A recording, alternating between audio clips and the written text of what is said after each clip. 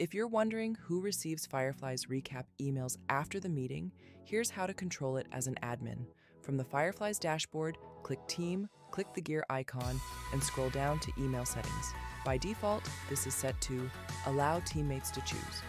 If you want to set a company-wide default, select one of these options instead.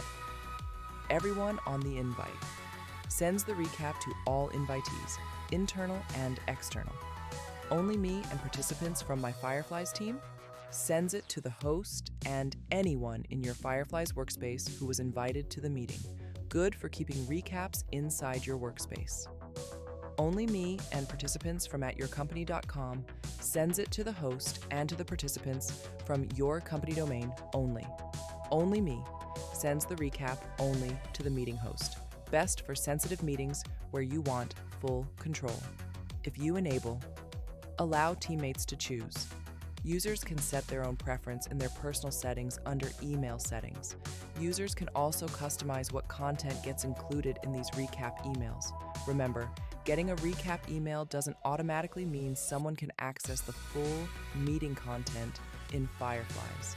That's controlled by your privacy settings. So these email settings control the notifications, while privacy settings control the actual access on Fireflies.